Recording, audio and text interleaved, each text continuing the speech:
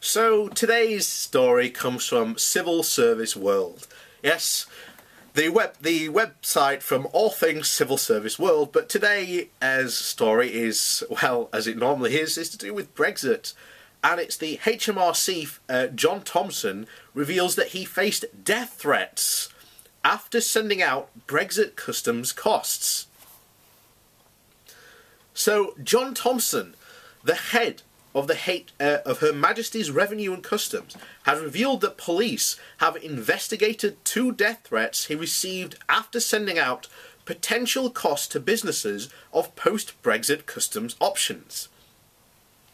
In the session of the Institute for the Government Body, Thompson said that his evidence to the Treasury Select Committee in May that the maximum facilitation proposal, the favoured solution of some Brexit supporters to use technology to solve customs issue, would cost firms up to $20 billion a year, had led to very significant personal consequences. He said, "We've had to literally change how I travel and what my personal security is. We've had to face 2 death threat investigations by the Metropolitan Police for speaking truth unto power about Brexit," he said. However, he insisted that it was incumbent on him as a civil servant to act with integrity and give ministers the best advice. Civil servants do that, and we are rather good at it. But in the end, it is democracy. You must give a minister your best advice. You may not agree, but in the end, it is a democracy. And they make the government policy, and you have to go implement that the best you can. Thompson's comments on the cost of the Max-Fac agreements, which would mean that the UK would not have to follow the EU rules on goods, were highlighted by Brexit opponents as illustrating the cost of leaving the EU single market and customs unions. Asked by Civil Service World, that's such a bizarre name for this website, that the impact of the death threats has been, he said that he didn't appreciate and didn't anticipate that what they would happen. "You know you're in a significant moment because the question is a very, very powerful one, and the answer is very stark," he said.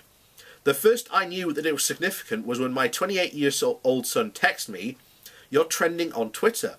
So I thought, oh, is that a good thing? I don't know. I didn't realise it would result in that, but I think it is absolutely incumbent on us to stick to the fundamental principles of the civil service, which is to give the ministers the best advice that we can, and in a democracy, ministers make the decisions. What if we are going to go away back from that? For whatever reason, I don't think that's right. For me, it is about personal integrity, and sometimes it is really difficult. And it is tough with ministers, but it is the right thing to do." He added to the fact that he had revealed the $20 billion figure provided a boost to the staff of the HMRC.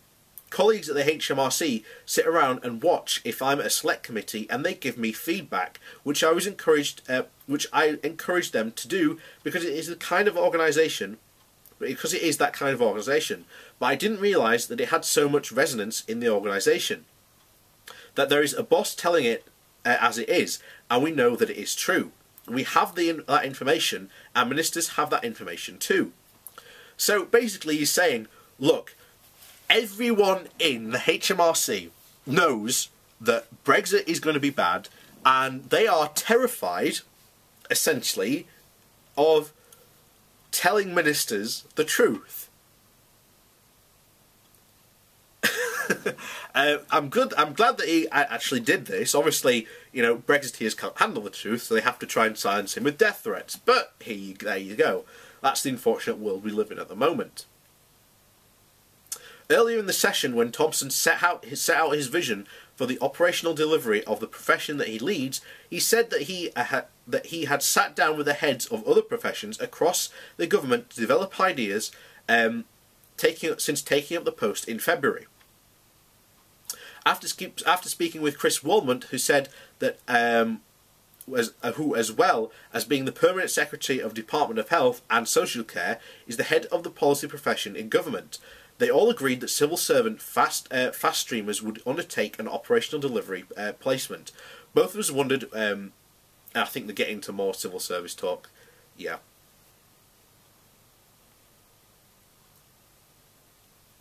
Yeah. But essentially what he's saying there is, look, we civil servants are telling our ministers, or the ministers who are in charge, this is not going to be a good idea. It's going to cost more than you think. And this is where, as I've said from another thing I've said from the very beginning, this is facts. This is the reality of the Brexiteers. And the facts will always crush that stupid reality that these Brexiteers have, that leaving the EU is going to be this wonderful idea. It's not at all.